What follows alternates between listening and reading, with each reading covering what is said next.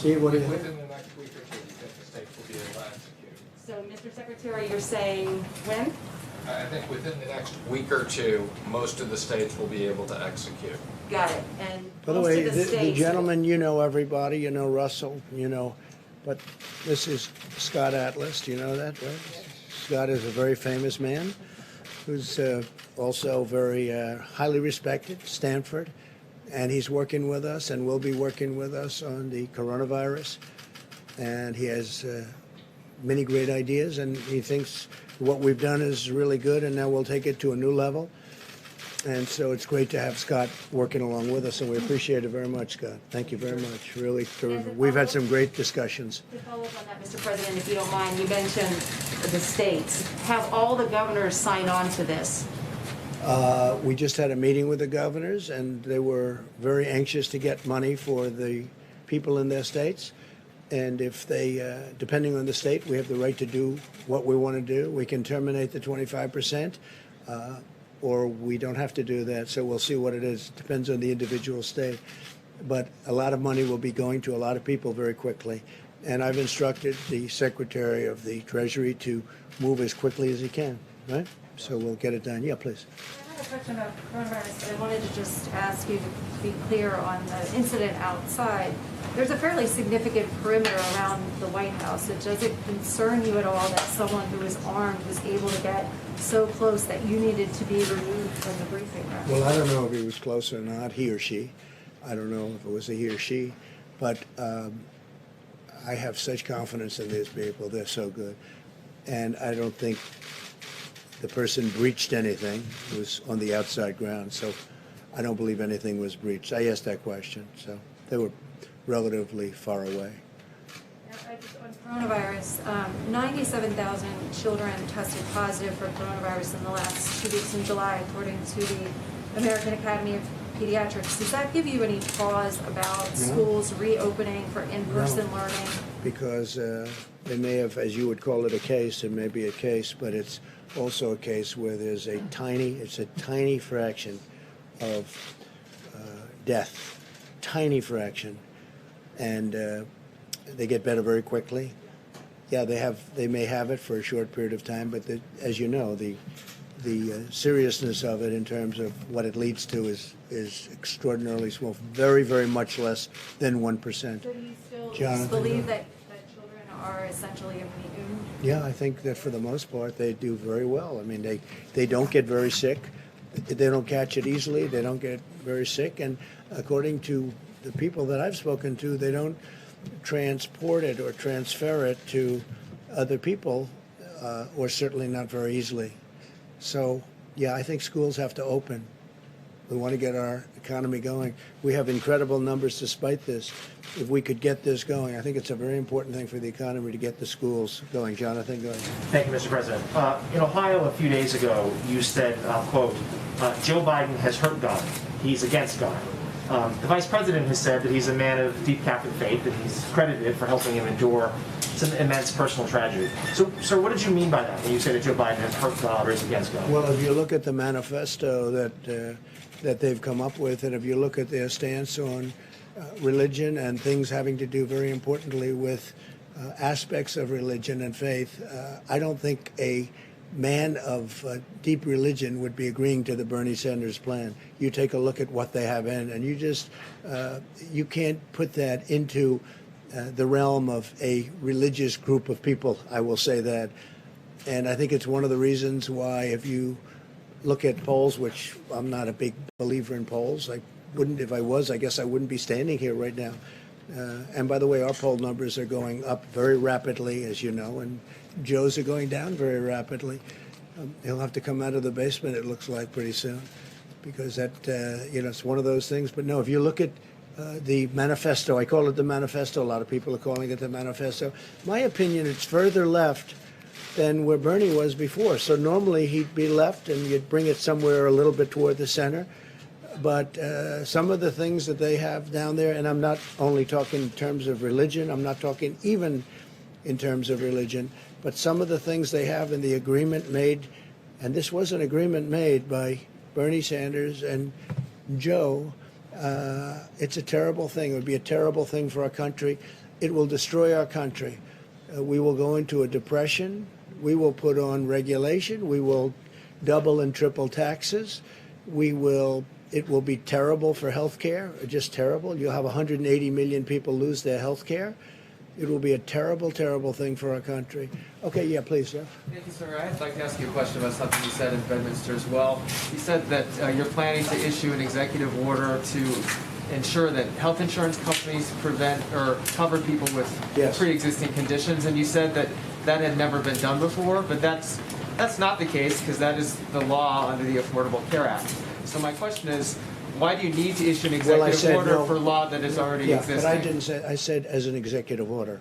As you said as an executive order, it hasn't been done before. We want to be able to assure people that pre-existing condition is always taken care of. As you know, we've done tremendous things having to do with the individual mandate. We got rid of the individual mandate from Obamacare, which really ended Obamacare as it would be officially known, because the individual mandate was the biggest part. It was also the most unpopular part, where you pay for a terrible privilege of overpaying for insurance. You pay not to have to pay for your health care. And that was a disaster for people and a very unpopular. That was called the individual mandate, and we terminated that and officially terminated that. And that was something that we have been given thanks for by many, many people. But the individual mandate will always be with us. The individual mandate termination will always be. They can't start it up. In fact, I don't even believe, you'll have to tell me, I don't believe it's been challenged when we ended it. And pre-existing conditions, the Republicans are 100% there. And I'll be issuing at some point in the not too distant future a very strong statement on that, probably in the form of an executive order. Why do you need for to do an executive order if it's already a part of existing Just a double law? safety net, and just to let people know that the Republicans are totally, strongly in favor of pre-existing condition, taking care of people with pre-existing conditions. It's a signal to people. It's a second platform.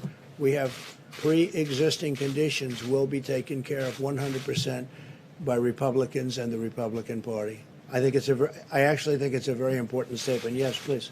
Mr. President, do you still intend to try to hold an in-person G7 meeting in the United States at some point in August and September? And have you already sent out invitations to do so? No, we haven't sent out invitations. We're talking to them. As you know, I was on the phone with many of them yesterday with respect to Lebanon, which is truly one of the saddest, most catastrophic things I've ever seen.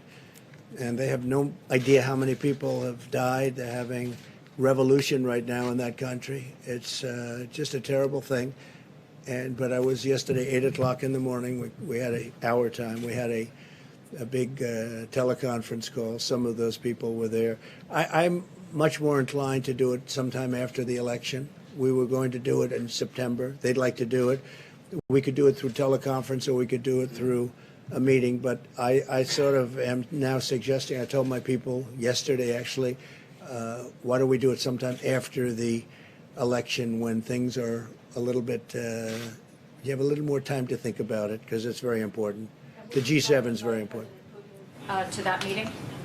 I don't know, but we have invited a number of people to the meeting. I certainly would invite him to the meeting. I think he's an important factor. But we will invite certain people that aren't in the G7. Some people have already accepted, but we're going to be doing it after the election. I think it's a better atmosphere to have a G7. I think it's a lot, I think it's just a better, calmer atmosphere to have a G7. Yeah, please.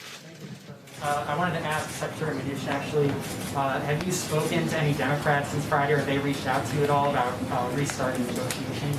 I've spoken to several Democrats. I have not spoken to Schumer and Pelosi since then. Do you expect, would you reach out at all to them to try and As I reschedule? said, anytime they want to meet and they're willing to negotiate and have a new proposal, we're more than happy to meet. They're hurting people very badly. This would have been so easy for them to do. And I saw that Senator Schumer said today on a show, I don't know what show, but he said today on a show that we should meet, we should do something. But, you know, where has he been for, how many weeks have you been negotiating? Like 4? and they should do something. It would have been so much easier than doing it the way we did it. But we did something that's very important, and frankly, it's been well received, very well received. Go ahead, please. Thank you, Mr. President. You tweeted earlier today that you're considering Gettysburg as a Yeah. venue for your speech for the RNC nomination acceptance. What's your thinking behind that as a possible location? Well, I think I've been to Gettysburg numerous times. It's a national park. It's a national historic site. It's incredible. You know, it's the history. It's incredible, actually, to me. It was a very important place and is a very important place in our country. So we're looking at that, and we're looking at the White House. The White House would be very much easier for Secret Service. You see what just went on here. They're all here. Just like you have your seats, they have their seats at the White House. So there wouldn't be any expense or any extraordinary expense. And the White House would be a lovely place to do it also. Least expensive place that you could do it would be at the White House. This is a government expense. And I watch also with governments. I watch to make sure that we do what's right. But we're looking at Gettysburg and we're looking at the White House. And we have other sites too, but I think these would be two really beautiful sites. Jennifer? Mayor, would you envision having an audience for that speech? You could. You have plenty of room at both locations. I see John Roberts. John, you were outside. You said you heard shots fired before? Two shots in rapid succession just after you took the podium. And they were shots, pretty much. It certainly You sounded definitely like a know shot. the difference. I know that. You know the difference. You thought they were shots, John? Definitely sounded like gunfire. I saw your report inside when I went inside. It was a good report, too. Thank you very much. Appreciate it. Jennifer, please. Can you give us an update on China? Do you think that your administration will respond to the sanctions that China announced this morning on American officials? Well, we've already responded in many different ways. We're talking a lot about China. We shouldn't have been talking about China. We did a phase one deal, and it was a wonderful deal, and all of a sudden it means very little in the overall import of things. They should have never allowed what happened to the world, including us. But this was released into Europe, and it was released into the U.S., and it was released all throughout the world, but it wasn't released into China. And we were doing numbers that just were incredible, and we hope to be able to do them perhaps even next year. I think we're going to have an incredible year next year, but that will never pay for the loss of life in our country and all over the world. So we view China differently than we did 8 months ago. Very much differently. Yes, please. Is there still any consideration of delisting Chinese companies? Is that an ongoing discussion? Delisting? Delisting Chinese companies? We never comment on specific things, but no, there's nothing Could in it still be on the particular. table? There's again, nothing specifically at the moment done. Are you talking about delisting? From the US Companies Stock on the Exchange? exchange? Yes. I'm sorry. Yes, so just to be clear, we did make the recommendation, and the SEC will be putting out, yes, as of the end of next year, if they do not fully comply, and that's Chinese companies, any other companies, they all have to comply with the same exact accounting, or they will be delisted on the exchanges. I thought you meant also- sanctions. I was confused when you said delisted. And Jennifer, we're also talking on the WTO, the World Trade Organization. China's treated much differently than we are. This should have been handled many years ago when it first happened, but they're treated as a nation that's developing. They're treated as what they call a developing nation, which gives them tremendous incentives and advantages over and above what the United States gets and over and above what other countries get also. This is a developing nation? I don't think so. I don't think for purposes of what we're talking about it should be. And we are putting in, and we've already put in a request that China should no longer be declared a developing nation and have advantages over the U.S. And I told them that a year ago, and I told them that 2 years ago, and we put it in very powerfully, that they should not have advantages over other countries, frankly, and sure, they're not going to have any more advantages over. This should have been done by numerous presidents a long time ago because it gives them a tremendous boost over everybody else, and it's a very unfair situation. No, we are upset with China because of what they did. China was not good, and China will be if you look at what's going to happen, whether it's Iran, Iran will make a deal with us in a month after the election's over if we win the election. But their greatest dream in the world is that Joe Biden wins because they will own this country. China will own this country. North Korea will own this country. They will own our country. And they're all waiting to see the election. And if we have a win on November 3rd, we will have a deal with, in my opinion, Iran within 1 month. And I don't know that we want to have a deal with China, to be honest with you. So I'm saying to myself, gee, but China wants us to lose very badly. And you know who else is not happy with us winning? Russia. The phony people that tell the story, the fake news stories about Russia. It was just reported, the numbers. I raised $400 billion extra in NATO. You know that. It went from 130 to $400 billion. And that's a year in order to strengthen up NATO. Nobody says that. We became the biggest energy exporter. We are now, if you look at what we have, we're energy independent. So many different things. Our military is stronger than it ever was. We spent $2.5 trillion on our military. I exposed the terrible deal between Germany and Russia on the pipeline. Nobody even knew about the pipeline, Nord Stream 2. Nobody knew about it. Nobody talked about it. I said, what's this all about? So we protect Germany from Russia, and Germany pays Russia billions of dollars a year for energy, and it's a big portion of Germany's energy. If I was a person that was a German citizen, I would not be happy with that deal because they're at a very big disadvantage. So, no, Russia would not be happy, and I can tell you that China would not be happy at all. We've taken in tens of billions of dollars. There's your head of the Treasury, Steve, right? We've taken in tens of billions of dollars from China. We never took 10 cents from China, never, not even 10 cents. And $28 billion we gave to our farmers because they were targeted by China. They were actually targeted. And we gave $28 billion compliments of China to our great farmers and ranchers because they were unfairly targeted by China in order to make a better deal with us. I said, we're not going to do that. We're going to, instead of making a better deal, we're going to tariff you at very high numbers, 25%, 10%, and actually numbers that could go up a lot. And we had a lot of money left over after giving the $28 billion to the farmers and ranchers and some others. Frankly, we had many, many billions of dollars left over, and we're still receiving that money. Even though we made the deal, we're still receiving that money. So if we win the election, we'll have deals with a lot of countries very fast. They're just waiting to see who wins because they are hoping that Joe Biden wins, Sleepy Joe. And if he wins, you know what's going to happen? China will own us. Our markets will crash. The 401ks will go down to practically nothing. Stocks will go down to practically nothing. Remember, stocks, these big companies, they're owned by millions of people that are carpenters and policemen and farmers and lots of other people. And they are the ones that benefit by having a good stock market, probably more than anybody else. But the 401ks, the stocks, the economy will be in a shambles. They want to raise taxes. They want to triple taxes.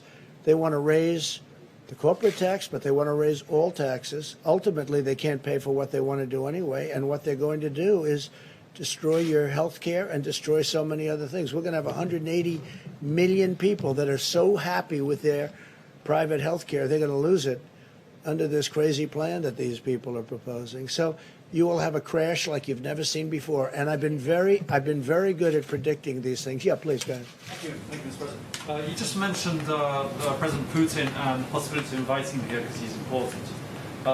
Your own Director of National Intelligence has said that Russia is currently planning or actually meddling in the election. Have you raised that directly with Putin ever? They said China, Russia, Iran, and probably others. But because of the fake news, they seem to think Russia plays the best. So what they do, it's all right. Well, I'm just saying the way the politicians look. The other day, they said the three countries. They said China and Russia and Iran. And some reporter got up and said, Russia is meddling. I said, well, didn't it mention China and Iran? Why didn't you mention them too? So I don't know. You know what I'm telling you? I'll tell you who's meddling in our elections. The Democrats are meddling by wanting and insisting on sending mail-in ballots where there's corruption all over the place. If you check what happened in New York, a small, relatively small race with Carolyn Maloney, and they called her the winner the other day because I was mentioning it at conferences and getting a lot of action on that statement. So they called her, they declared her the winner, and they have no idea who won. And the person, her opponent, is very angry. But they had mail-in voting, and they had hundreds and I think even thousands of ballots that are missing, that were fraudulent. Take a look at the Carolyn Maloney race. Take a look at Paterson, New Jersey. Take a look now at this one in Virginia, where they mailed out 500,000 applications, and they go into people that aren't supposed to be getting an application. Yeah, please go ahead. Thank you, sir. Secretary Pompeo is heading to Europe again Right. this week. Do you have any updates on when the travel restrictions with the EU are going to be lifted? It seems strange we're offering exemptions for professional athletes, but not to K-1 visa holders, the so-called. Well, we try and do the best we can. You have big sporting events, and that's good for our economy. That's good for us, and they do talk about certain exemptions, and they make sure everyone's perfectly tested and everyone comes in at 100%.